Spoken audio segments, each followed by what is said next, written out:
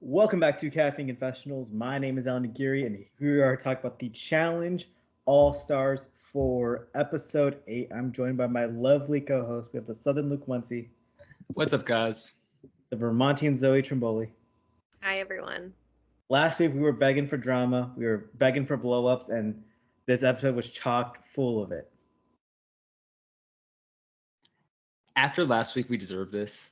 I thought it was so good, so good. And there's so much to talk about. I was just completely on the edge of my seat kind of the whole time and just speechless too. It took me a while to formulate my thoughts about this episode because there was so many layers to what was going on. And I think this is just the beginning. Oh, yes. If there's one thing clear about this season, it's that Cara Maria is undeniably one of the biggest stars this show has ever had, because her relationship with so many different people on this show is so layered, so different, and it's crazy because everyone's own individual relationship with Cara is almost, for some of them, it's the most interesting thing about them. Completely. And as Zoe said, and we've all said over the span of the last 7 episodes, I really am finding myself rooting for her. She's just so interesting.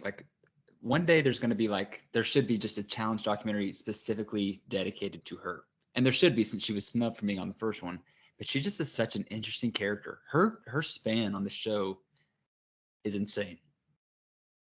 Yeah, she's someone I would be really curious to sit down and have a conversation with, because I think there are layers to her, and there's so I don't understand her all the time, right? And I feel like I have such a small glimpse of her personality and what makes her actually the person that she is and who she is. I don't feel like I really know her even after all this time. So I am just really curious about her in general. Yeah, I would like to see what she's like outside of the game, because I feel like everybody is affected by the game one way or another. She might be just very cool, laid back outside the game, is down to go lift some weights and have a beer. Or she just might be annoying. I don't know. But regardless, this show needs her. And I hate to say it. I really do. But if she were not on this season, we got some great girl names, but what would we be doing? I'm glad that she came back without Polly too.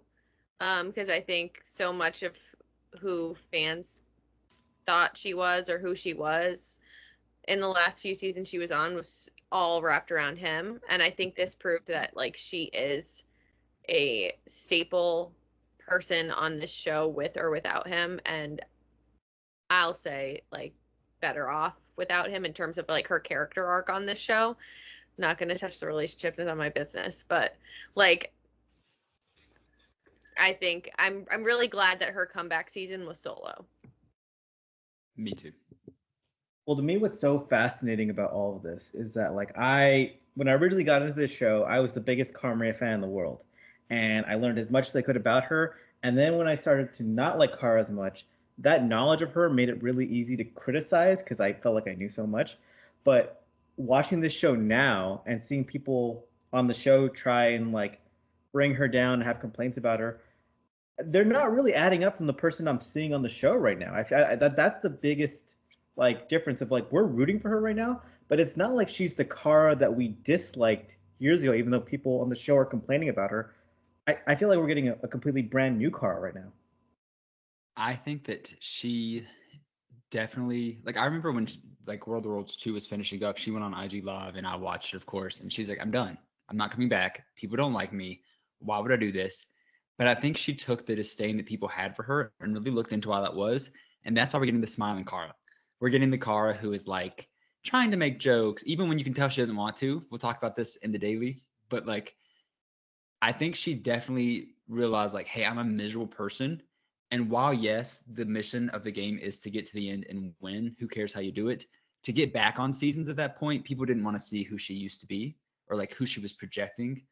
So I definitely think she took notes and and made adjustments. I am rooting for her. It's insane. It's crazy. That's such a big leap for Zoe. Yeah, anybody who knows that's. So let's jump right into the episode finally. So let's go from talking about Cara Maria to talking about Cara Maria. One of the big things that started the episode is she has this really big emotional talk with Laurel about her relationship. She's kind of consoling her. She's kind of giving her advice. And one of the big things I think Cara says, it's like we've been saying it too, like she can't believe how Nicole of all people has turned Laurel this gigantic power boss beast of a competitor who used to terrify Cara into just like a puddle of mush. This might have been my favorite like portion of the show thus far this season. And this is not an exaggeration. This is not recency bias. It was so cool to see these two girls have so much history, like far before Nicole and Laurel have history. And despite what confessionals might have been said during us watching it, Laurel really seemed to be appreciating what Cara had to say, and Cara seemed to only be coming from a place of good intentions. Like, sure, it could benefit her game. Like, there's no way it couldn't if Laurel stopped hanging on to Nicole and rallied with Cara. But I think beyond that, Cara just wanted to be a support and wanted to vocalize, I've seen you over the past decade and a half or however long it's been, I don't know. This isn't you, and the house is happy when you're happy, but to see you get sad the next minute, nobody wants this for you. I thought this conversation was so illuminating in terms of like both of their maturity levels in some way. And I think that Cara did a great job in this conversation, being supportive but also real. I will say the one thing that, like, I think Laurel was completely unhinged off her rocker in this episode, but the fact that she verbalized, again, in a portion of this, who knows when the confessional actually happened, but when she said that Cara's giving her advice and she really just wants someone to listen to her, I think that that's a lesson people tend to learn in like their early 20s, but I don't think that Cara's had a lot of like rock solid female friendships through her life. So when I was watching that, it was like giving me flashbacks to like relationships I had with my friends in my early 20s when I was doing exactly what Cara was doing, when you're like telling them all the right things and you're being honest and you're not saying anything wrong, but that's not what they want and it's not what they need at that moment. And I think she was 100% justified in everything that she was saying. But if the person you're speaking to isn't ready to hear it, then the only thing that you really that can happen from that is that you risk alienating yourself from that friend. Because if they're not ready to cut ties with that person, now that they just know that you hate them, that you're not on their team in that regard. And maybe I'm projecting because I feel like I had scenarios like this with friends in my 20s, but like it's something that you learn through these friendships is there's a time and a place for advice, and then there's a time and a place for just like listening and I got you. I'm going to double down on, I don't think Cara said or did anything wrong. And I don't know that Laurel verbalized that to Cara, that I just need someone to listen to me. But again, like the communication skills, not all the way there. And I think that led to like the greater rift in the episode. I agree. And with what you said as well, people don't need advice. But I just wish Laurel, who is an educated woman, could have said in that moment, Cara, I'm going to stop you. Like, I'm just venting. I don't know what I'm going to do. So please, I can't do this right now. And I know Cara would have made a weird smirk and been like, okay. Yeah. And we talk about the layered history between them. I think there's really two other aspects going on of like, even with Laurel at her like low point now, because of how long she's known Cara, I think even if like Laurel was looking for advice, she's not looking for it from Cara because she just views herself as above Cara. But Cara, I think, would just kind of help because she loves Laurel and she loves the person she used to know, like, or at least she wants to see Laurel be a strong person again because she misses that person. Because like Cara used to stack herself up against Laurel and wanted to be better than her, and now that she's in a clearly better place and you see this person so low, I don't know. It's a weird situation. It so is, and it's so weird too because multiple people, like most recently Tina, but she's not the only one. Multiple people have gone on podcasts recently to say that at the airport, Laurel told them, "Do not talk to Cara." Like pre-planning this game to be against Cara, and Cara is one of the few people that is actually being real with her and showing her like love that's just beyond the game. Their dynamic, I won't ever understand. I don't. Well, we'll talk about that episode down the line, but yeah, it's strange. Toxic. And I hate to say it, and I'm of course digging too deeply into Kara's life, but we've seen a lot of it. For whatever reason, Kara is drawn to toxic people and wants to like make them like her. And it makes me sad for her. Well, I also think just this season she's really isolated. Like she's really lonely. And so she's kind of latching onto the one person who she knows there is a level of connection with. Yeah. I hate to jump ahead and I'm just going to do it in this one instance, but I don't see where it clearly falls later in the episode, like for us to talk about. But there's also an instance where Cara really is isolated. And this is even after her and Laurel have kind of like had words, which we're going to talk about on this recap. But she asked Laurel to play chess with her. And I don't know why that made me feel so sad. Like, even though this person has slighted her, Cara said, I'm so lonely, and you're still a person that I can find solace in because you know me outside of the show, which Cara's notorious for not talking to people outside the show. Her and Laurel had a great friendship for years outside. And I don't know why that was so soul crushing to me. She's a grown ass woman. She can handle her own. But even in that environment, isolation is the worst thing. I think for any like decent person watching this episode, to see any person that isolated is hard to watch. Yeah. It's not a comfortable thing, and especially when it's not for any like any good reason. Like when Ayana was being isolated to some extent, she still had people to talk to, but like she had done some bad things. Right. So I wasn't feeling bad for her. I don't know that, other than Cara being like an intimidating person, she hasn't really done anything other than like some people just don't like her very much, and that's not like a good reason for someone to be completely alone. Right. I agree. Now let's move on from talking about Cara to talking about Cara Maria and Nicole. Because after the scene with them, we move into the kitchen, and Cara brings up a really good line of when they're talking, where she says, "All I've done in this house is see the bad stuff between Laurel and Nicole, have to hear Laurel just say all the bad things about Nicole, and then they make out." So when she sees Nicole, she's like, "All I see of you is the bad stuff I hear. So how am I ever gonna like be friendly to you in any way?" Dude, Cara ate Nicole up so many times in this episode. She did, and somebody who I really think doesn't often hold her own, although that might not be true. She held her own on War of the Worlds 2 against Tori, but yeah, like she was just saying what everybody else has been thinking, but have enough tact not to say because they know Laurel's not going to change. But again, like Zoe said, Kara's not accustomed to these types of situations. She's going to say what she wants. And let's not forget, Nicole has berated Cara for years because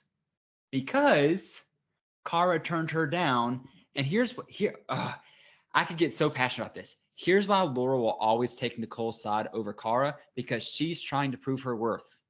Nicole wanted Cara more than you, said you were a consolation prize, which come to find out people don't like hearing. And she's going to do whatever in her power to make sure that she has a standing above Cara. It just is what it is. And Nicole's always going to be bitter that Cara did not give her the time of day. Well, and Cara has nothing to lose at this point. She's clearly already on the outs with everyone in the house, so why not? Like, if there were relationships where she could salvage them, I'd say, like, bite your tongue, bide your time, figure it out. But it's clear that no one is interested in being on her side other than, like, the couple guys she already has in her pocket who are smart because she's the best performing female on the show. Yeah. But, like, yeah, I mean, she didn't say anything that wasn't true, and that's why Nicole really didn't have anything to say back other than like, what? So like, it was just like there was actually nothing coherent coming out of her mouth in response to the facts that Cara was pointing out. And as she walks away, and Laurel goes to console her, and like it's like she shouldn't have said those things to you. Laurel, you were just outside emboldening her to have these ideas. She probably would not have said them had you not opened up that dialogue between the two of you. What?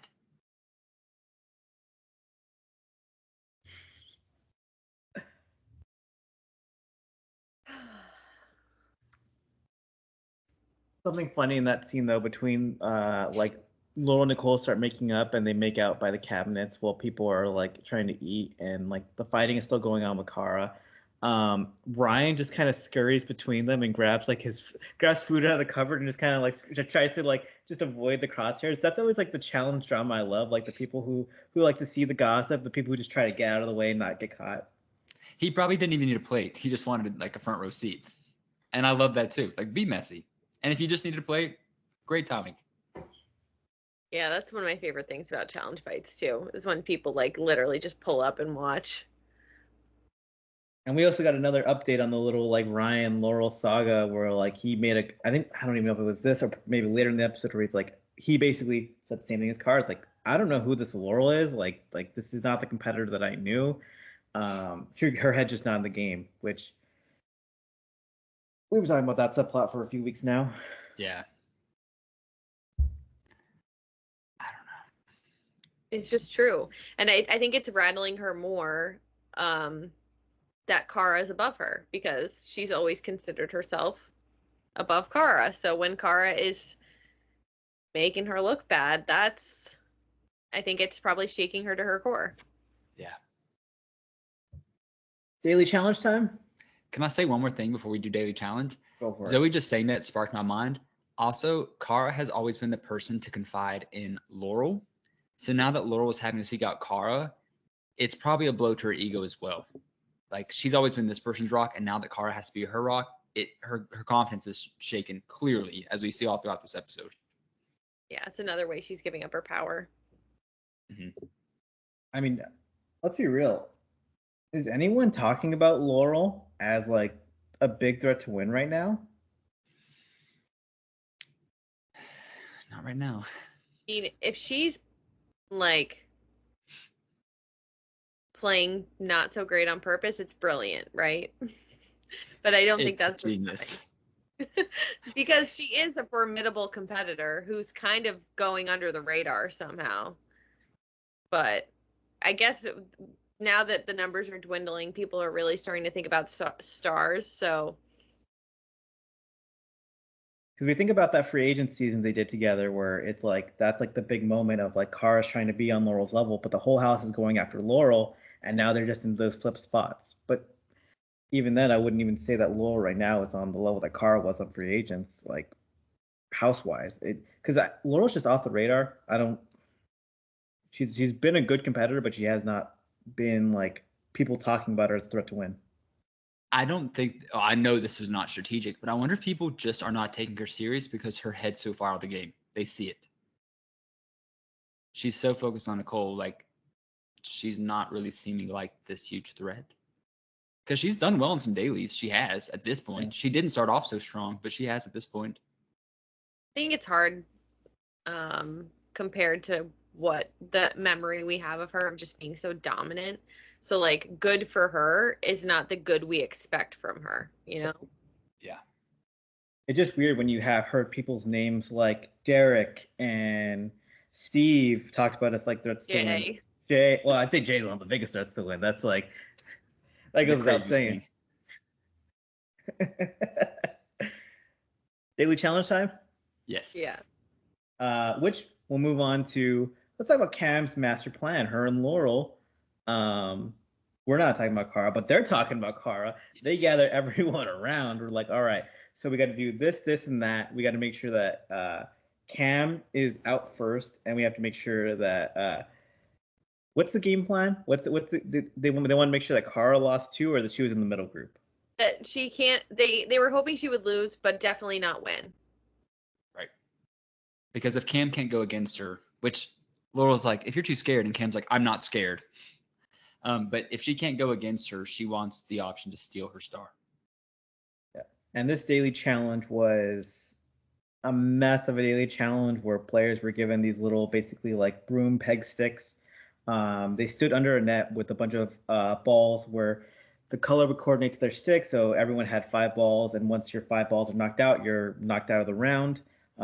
They had 2 heats, then a winner's heat to decide the middle group and the overall winner, and whoever was at the bottom would go into elimination. It's a female day. I personally, especially this late in the game, hate a daily challenge like this where people just can team up and it just becomes a social game. I think it's late in the game, and if you want to win, you should be able to earn it. I agree. I also don't blame Cam though for making the plan, and I'm not saying you are either. She's just intelligent, and even if it's not the most intelligent thing, people listen to her. She has such a power with being able to like captivate people and make them listen to her. She'd be a hell of a cult leader. I was just thinking politics while you were talking. Same thing, you know? But Jay said it. I mean, he had the confession. It's like, he joked, like, I went to the bathroom for 3 minutes and now everyone is on this plan and everyone's just completely cool with it. Like, that's how quickly she got into order. She even has people like Adam, like, saying shady things about Cara, which is mind-boggling to me. Because wasn't Adam one of the ones who let Cara dictate his vote? Yeah, so like, are you admitting you're stupid or gullible or like what is it? I don't like I'm fine with people saying Cara's a huge threat, that's why we're doing this. Totally valid. That's fine. But like villainizing her in the process for simply just existing and like playing to win is weird behavior. Um And I just was so bummed. When I see a mud pit, I get excited. And the fact that this just turned into a nothing challenge that like wasn't even worth watching was just a bummer, especially so late in the game. It took what this episode because it had all the other elements. If there had also been a really cool daily challenge or an intense daily challenge, it would have made this episode that much better. Yeah. And just to bounce back to like her being unfairly targeted, Cam had a confessional. And I love Cam. I really do. But it was her saying like she's been spreading lies about me and Leroy, saying that we were trying to steal her star. And I never said that. But it's like, but you were. Like inference skills matter. You targeted her and then tried to throw her in. Like, what else is there to think? Yeah, that's not a line. I'm giving her some slack because she's hormonal and separated from her baby, but like that's not a lie. When she said that, I was like, she's not lying. You just don't like it. Like it's just what it is. Yeah. If she was a politician, the number one thing on her campaign thing is steal Cara star. That's the number one thing she's running on. And what a great thing, because people are intimidated by her. Like it's the best basis for getting people on your side. So kudos to her for figuring that out quicker than other people.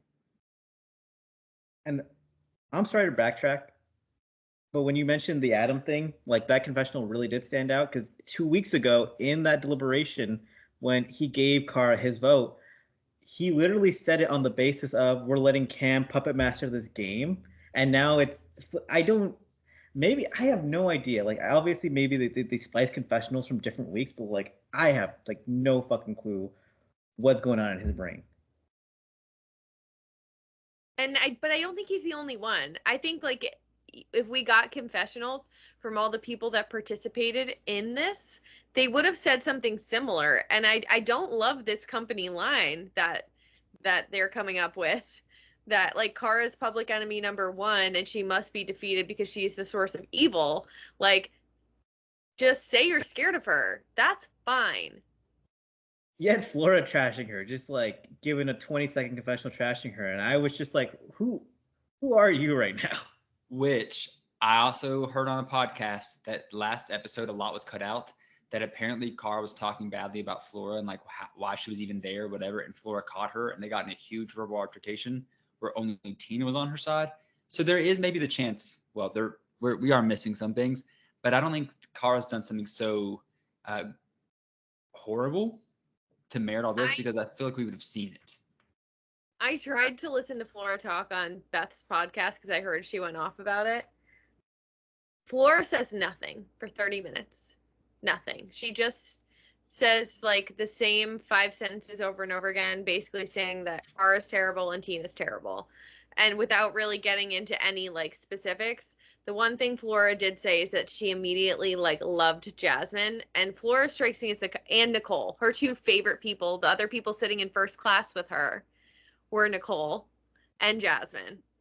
And so she bonded with them immediately. And I'm like, okay, so Cara had beef with Jasmine, and Cara and Nicole don't get along. So none of your opinions are valid at all. They're all completely biased. Right.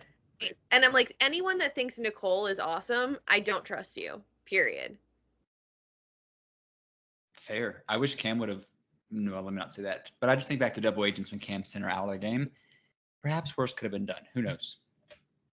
I hate her. So the challenge sucked.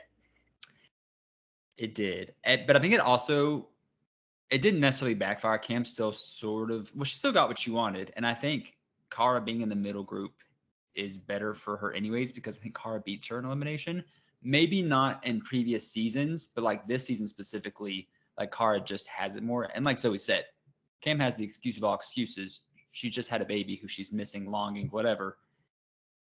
But like, I don't think she really would have or should have gone against Cara.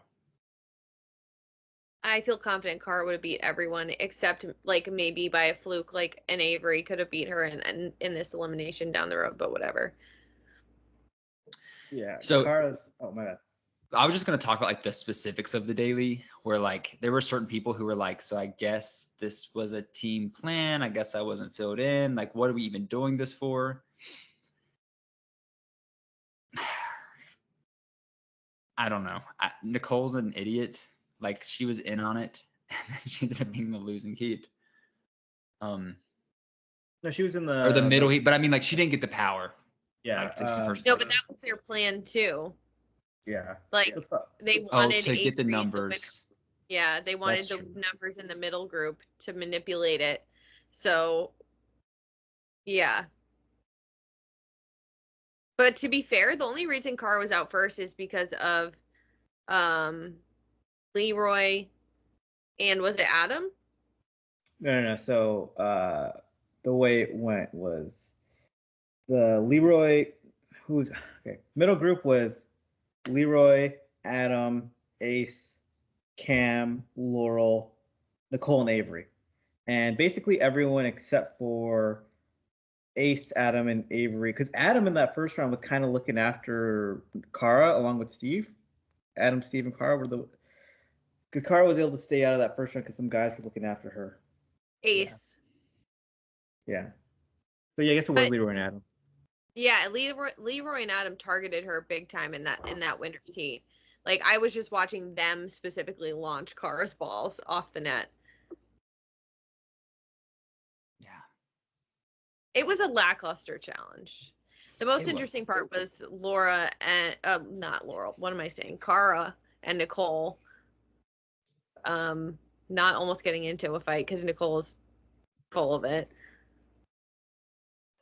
Nicole got what she wanted. Like, Cara didn't win that heat, which means her star can be stolen, which means that Nicole's can't. And she wanted to say, the next time you want to play dirty, yada, yada. How was Cara playing dirty? They, like, shoulder checked each other a couple times, but it was not... It was... I think Cara could have done a lot worse with how clearly she was being targeted throughout this game. Like, it was not... I would have dropped some people with hip checks if I was her. Or, like, they would have gotten jabbed by the long stick. Yeah. A couple shoulder checks. Give me a break. Something I'll give credit Cara to for this whole season is that she's always playing the game. Because even before that last heat, she's like, well, guys, how about if I win? And then, maybe it'll work out for you guys politically because then you could take this person's star. And it's not going to work, but she's just still trying. She's still just throwing ideas at the wall. And she's like joking too, which I appreciated because we all knew. And then annoying ass Nicole is like, you're so selfish. Why do you got to win everything? Why do you always want? I'm like, what the fuck are we talking about? This is The name of the game. This is a game. Yeah. There's one winner. There's literally That- one fucking winner. That was the only thing Nicole could say about Cara in this entire episode, is that she was selfish for wanting to keep her star, which is essential to participate in the final, and for wanting to win things.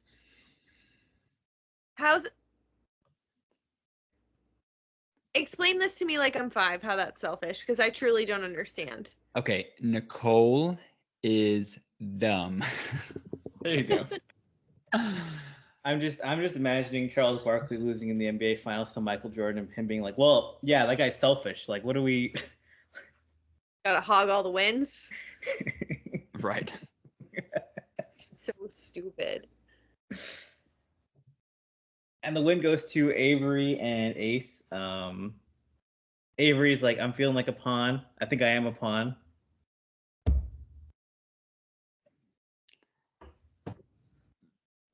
Better that than being the losing group. I mean, honestly, they gave her quite the opportunity, which we'll talk about later, but like, If you don't want to be a pawn, don't be a pawn. Say something. Do something. Major stock down episode. Major stock down episode Yeah. for Avery. Yeah, big time.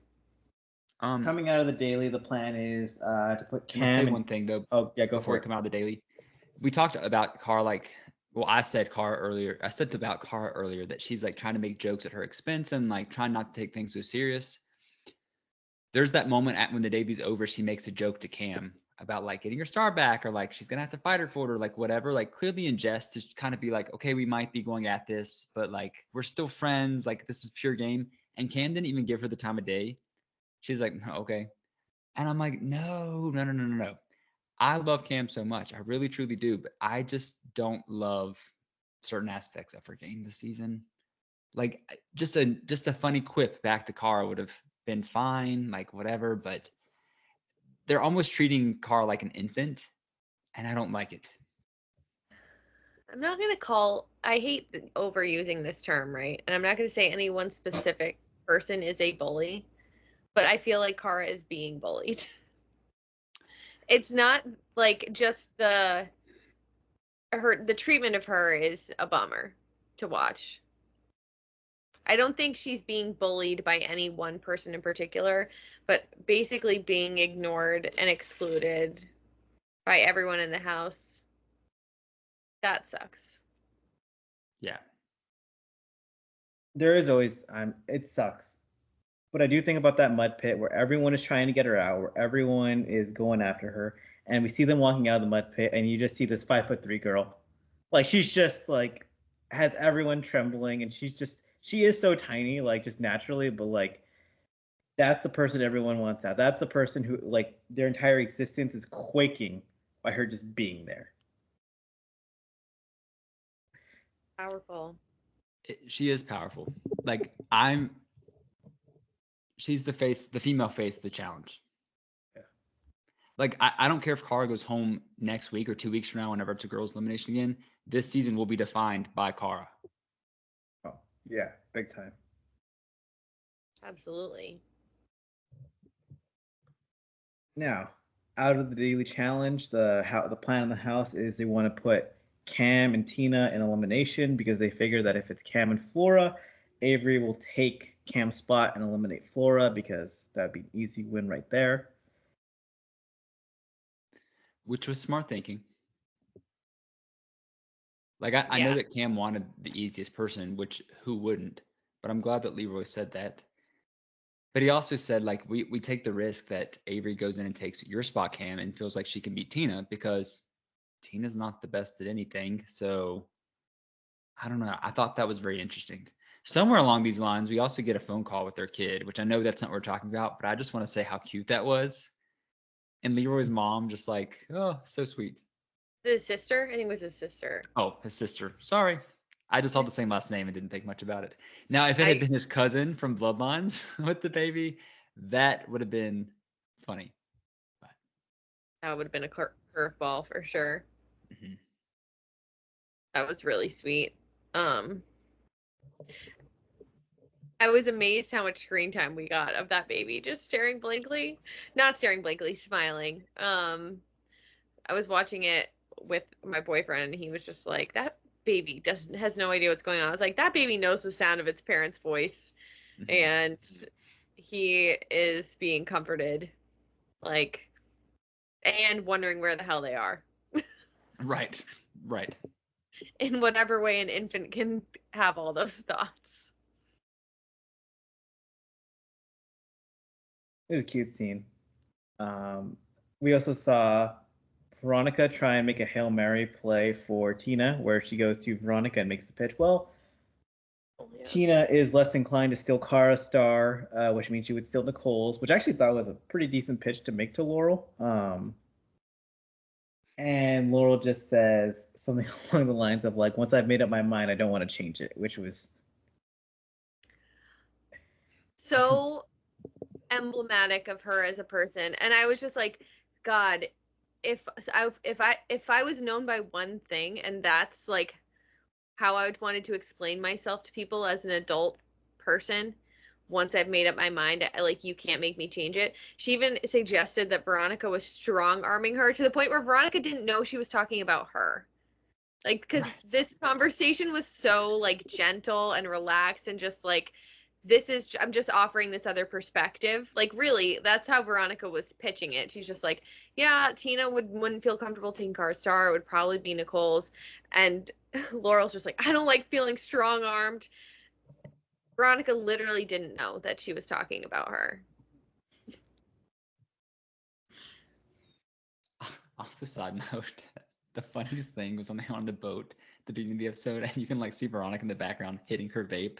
Just like took me out. Anyways, yeah, I think Veronica went about that the best way, and I actually thought that might have swayed Laurel, but I think her hatred for Cara Maria outweighs her love for Nicole. So what should that tell you, Nicole? The whole thing was weird. And I go back to the whole season. I've been every time I see Veronica and Laurel together, like, I'm like, this doesn't make sense. These vibes don't mesh. And then I was like, oh, this is Veronica's just been politicking and this entire season, because there's no way that Veronica's choosing to hang out with Laurel in her spare time. I mean, yeah. I just can't go at a Laurel saying like, once I make up my mind, I just cannot change it. It reminds me, I got a friend who's like that, and when we go out to eat, I'm like, okay, you got to think of a few options, because I know if they say they don't have the thing you want on that menu, you're not going to eat it all. So please come up with the backup choice first before we end up with something awkward. Yeah. An adult woman in her 30s saying that sentence out loud and like feeling like, yeah, you should know this about me. I was just like, what world am I living in right now? I don't know. It's hard for me to comprehend, because I think when we started this season, I think I said the phrase like, I love having my mind changed about things.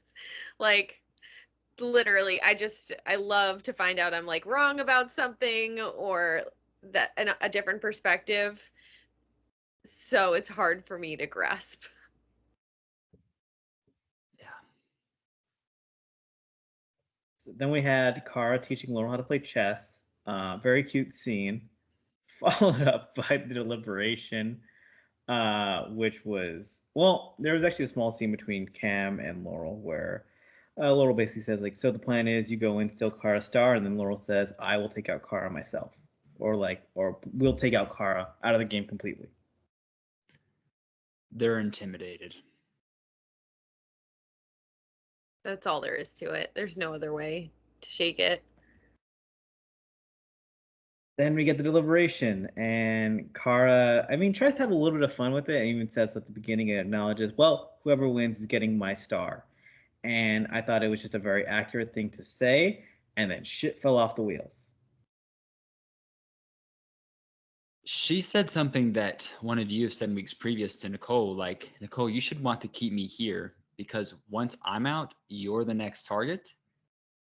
which is so true. But Nicole's 1.2 brain cells that had been mutilated in the fire that is her thought process over the past 30 some years could not fire on enough cylinders to understand that that was true. She just had to do what Laurel told her. She don't blame her. Like they're together, whatever.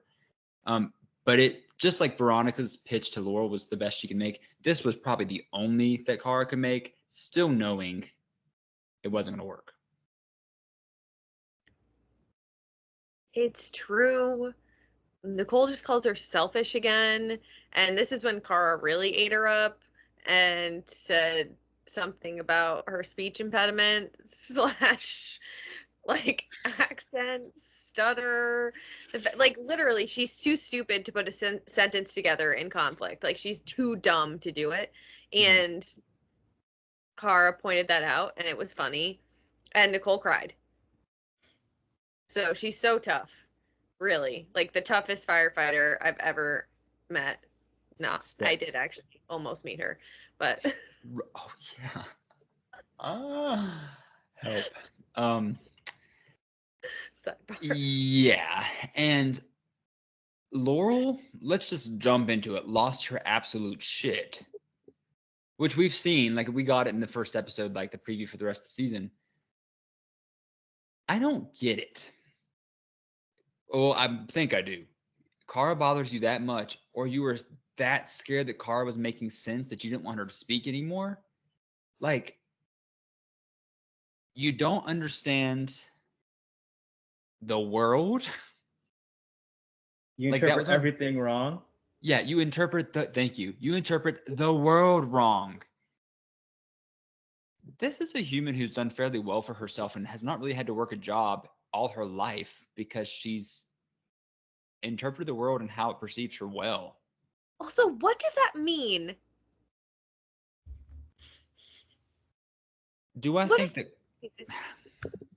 that Cara has like weird views on life and weird ways that she like comprehends things that happen? Sure. Do I think that Cara's dumb by any stretch of the imagination? Absolutely not. In fact, she's had a very intelligent season. Yeah, if you want to pick on her for being a horse girl or something, like whatever. That's fair game as far as I'm concerned. And Cara would probably be like, okay, the like level of vitriol that was directed, like lunging. And listen, I thought about this before we even podcasted. This is not saying we don't like drama on the show. I'm so happy for drama on the show so we can talk about things like this. Let's get that clear. But that level of just hate and anger and rage directed at a person who you already know is in a vulnerable place, who is likely getting their star stolen, what was it for? And then to leave and to come back into the situation?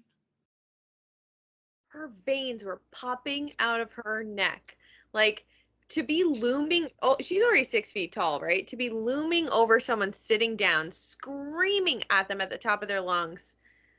I do not, and this is why I'm not on TV, one of many reasons, but like, I cannot fathom as an adult doing that to another human being over like a difference of opinion, really, or a different, like just being on a different team. That's really like they're just not on the same side of something. And so for her to have this like insane emotional reaction, and it's violent, like it's like very verbally aggressive, and it's just crazy. It's crazy. There is no other way to explain it. No normal, rational person does what she did.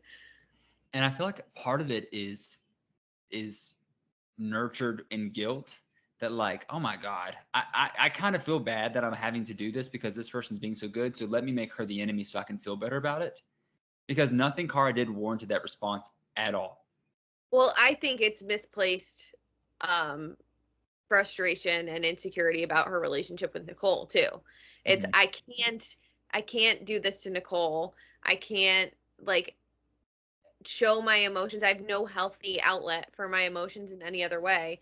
And so every feeling that I've had in my body for the last few weeks that's been bubbling and eating at me, I'm just going to unleash on you in this moment. She does. And then when she comes back down, she's like, all right, we're going to vote. It's Tina and Cam, bitch. The name calling, it was all so unnecessary. And I have to note, throughout this whole encounter, Cara remains seated. Her volume never really got higher than a 5 or a 6. Like maybe it got to a 6 when she was first cursing at Nicole, but from there, she never really got loud. And they are just going fucking crazy on her, man. And like I felt like watching Laurel and Cara felt like I was watching a bratty 16-year-old girl and a mom, and the mom's like, maybe you shouldn't date the illiterate 30-year-old who cheats on everyone, which is Nicole, you know? Like, thank you for the clarification. It also reminded me of World of Worlds 2, where Cara and Laurel had their first meeting in years, and like Laurel shouted across the table and wanted Cara to shut up. The only difference is, I think Laurel expected someone to jump in and like agree. Like Lyra was down there, and him and Cara are not on the best terms. Hell, Nicole was there, but no one really jumped in with her to that level that Jordan did on World of Worlds 2, that told Cara to shut up and listen. I think Laurel was also feeling shaky because she doesn't have this hold on Cara she used to. Cara is a different person. and you Honestly, have like, go for it. oh, I don't know how many rational thoughts were going through her head at that point, other than like me mad, you bad. Like, Yeah. Leroy and Adam were so fully on the plan of Cam and Tina, but like Laurel and Nicole being just like that and then having to go through with the vote. I mean, like, if if Cam was not Leroy's like literal, I mean, the love of his life, I wonder if like things would have been different in that moment if it was just like a person he was aligned with, like, because it was that bad of a display that like I could see them like flipping on it. The people who weren't even there, who were just in the house listening to it, were kind of like, "What's going on here?" Well, these people are cognizant of how they're perceived on TV. Cam and Leroy specifically, they've been on recent seasons. I can't imagine they wouldn't go back at night and just talk to one another and say, like, that was really bad by the pool. In fact, Cam from the rooms away is like, what the hell's happening out there? Can't imagine they wouldn't go out together and be like, hey, this is not going to look so great if we just keep trying to like absolutely shit on Cara. Like, let's switch it up a little bit. We can still target her, but like, this is a lot of hate. well, and like Adam, who earlier in the episode's like talking about her like she's public enemy number one, and then watches someone do this to her right in front of him. I mean, I know he's rubbing Nicole's back because she was crying about her speech impediment, but like, but like he has a good enough head on his shoulders to realize maybe Laurel's not the team I want to be on because this is embarrassing for me now. His kids are watching, right? Like, Dad, you just sat there and let this girl get screamed at by someone and just didn't care. Nothing, everything's fine with that. Like, Yeah. Even, and I'm not saying it's their job to do so. I mean, I would have liked to have seen it, but like to even just be like, all right, whoa, I see your point, but let's give this some space. Let's let this breathe. literally just like even a shift of body language or something would have been enough for me. Or like, I don't know. I could tell everybody else was kind of even entering like this fight or flight mode, right? Because they didn't want to engage with it because it was making everyone there so uncomfortable. It was completely unhinged. Yeah. Okay, I do have a question. We might edit this out, but I'm gonna ask.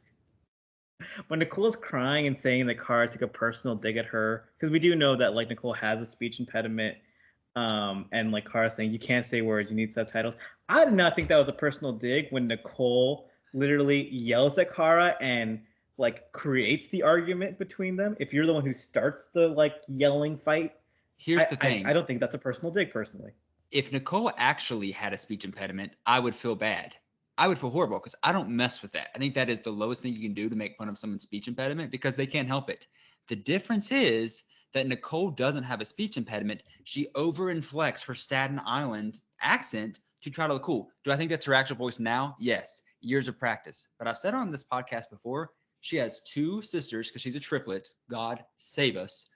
But they don't sound like that. if you grew up together for 18 years and split ways immediately then, that is still not enough time for your voices to sound so drastically different. One of her sisters was on her Real World season, I'm pretty sure. So you can go back and find that. It's fake. It's fake. It's fake. And that's the only reason I'm comfortable making fun of it too. And that's why sometimes it's hard to understand her, because she's trying so hard to put on this accent that is not actually real. It's fake. It's not a speech impediment. She just is a moron. Okay, glad we're on like the same page. Like that. Yeah. She thinks it's cool.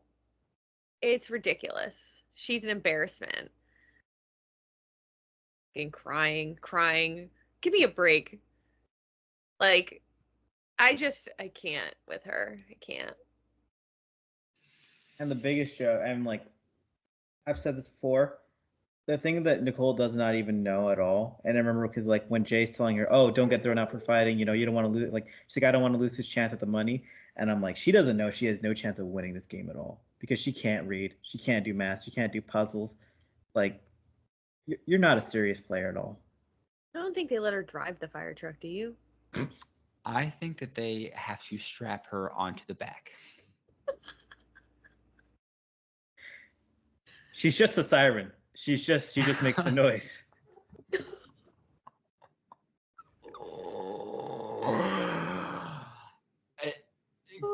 Kudos for her for being in a selfless job. I will give her that. But like, I halfway have to wonder too if like it's all just like a pick me show. I don't know. Let me get off her because I'm gonna stick my foot in my mouth.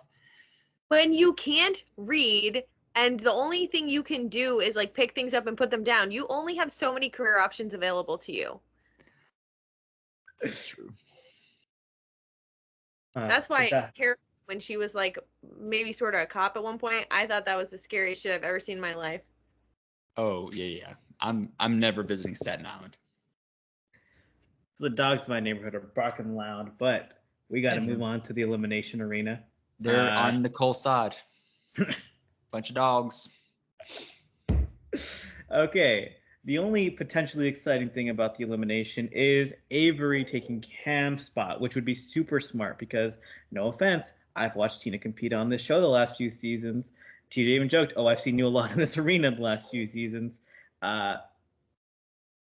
And this is the perfect time to get a gold, to get a star. You take it from Cara, or even hell, take it from, if you take it from Veronica, everyone will still be going for Cara or Nicole. Yeah. Avery had the perfect. Go ahead. No, she set it up right by complaining about being a pawn in this episode, and I don't want to just do things because people expect me to do them, or I don't want to win just because people give me wins. A win's a win, but whatever, I don't like it. And so you get this elimination in front of you that is basically a trip to Sky Zone.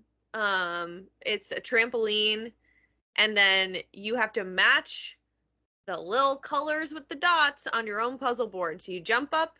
I think it's a 5x5 or something close to that, or 6x6, whatever it was. And it's just dominoes, basically. But it's just one square at a time, different colors, different numbers. It's really easy. And for someone that's physically fit, which it appears Avery is, judging by the first challenge and just what she looks like, I think she could have beaten both of them in this challenge. In this elimination, I think she could have taken out Cam in this elimination, frankly. And when her excuse was for not choosing to go in that she wasn't dressed for the occasion. As if TJ didn't have a cheesy transition ready anyways, just to throw her outfit at her and then she jumps into it. I think you're so right, Zoe. I think the obvious thing is that people would say, oh, she would take Cam's place and take out Tina. I really believe could have beat Cam. That would have been the biggest FU. You're using me, stolen the star from Nicole. Sure, she'd have the target on her from Nicole and Laurel, but she'd gain Cara. She would probably gain Tina and Veronica's trust. Adam's already feeling good about her. Like, it could have really shifted the game, and her points could have skyrocketed this episode instead of now I'm like, go back to Hooters. Don't care.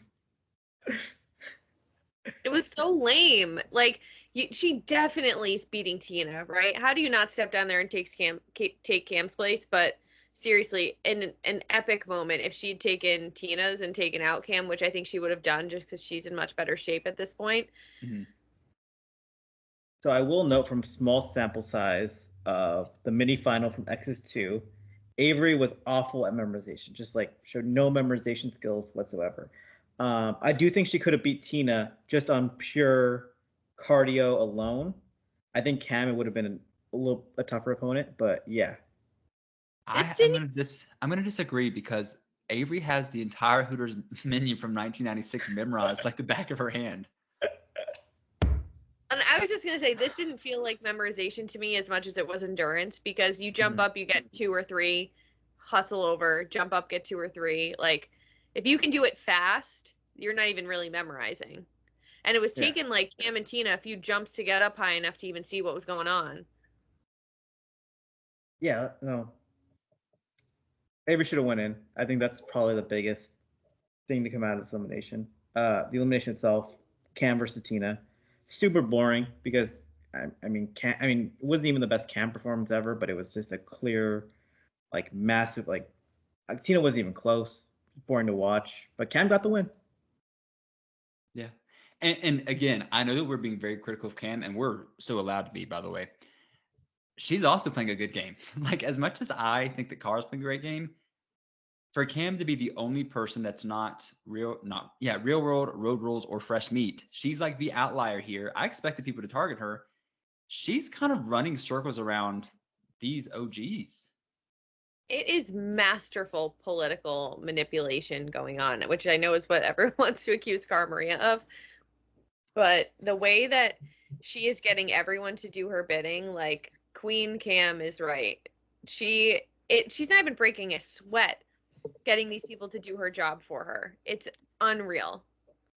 And like, she is able to do her dirty work just by accusing Cara of doing the thing that she's doing. And these people don't realize Cara doesn't have numbers to do this dirty work anyways.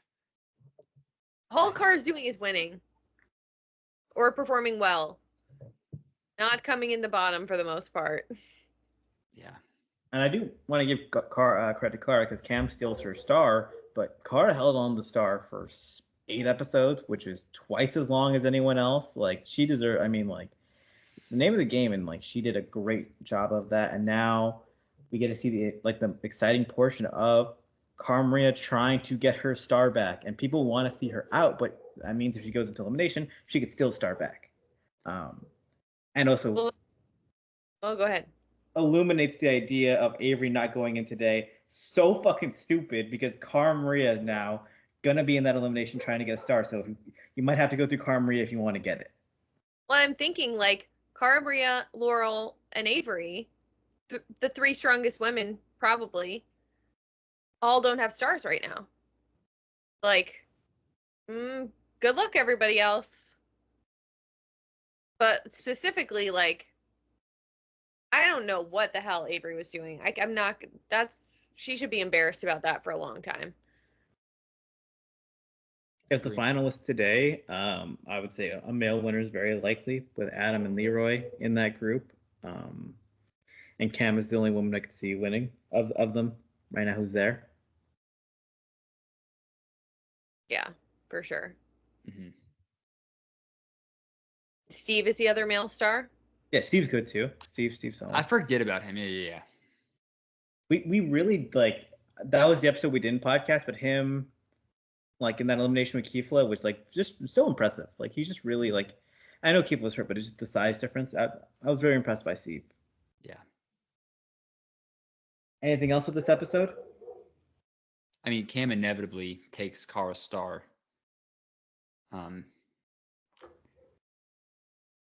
This episode was good and also sets the stage for I think our last 3 episodes. So I'm pretty pumped. Where last week was kind of like a drag, this definitely amped it back up. I hope we get some double eliminations. I think I would love to see a male female elimination every episode. I think the pace of the season is so much better that way. Yeah. Especially on weeks like this where it feels like, well, I'm not gonna say like the male cast is always super exciting on this season, but I mean it just didn't even exist this episode besides I mean, not really even. No, they're just accessories. That seems like our podcast for this week. Make sure to subscribe to us on Spotify, YouTube, iTunes, Apple, wherever you get this podcast. Have a great week, everyone. We had a good week here. Hopefully your week is less dramatic than Cara and Laurel's was. See ya.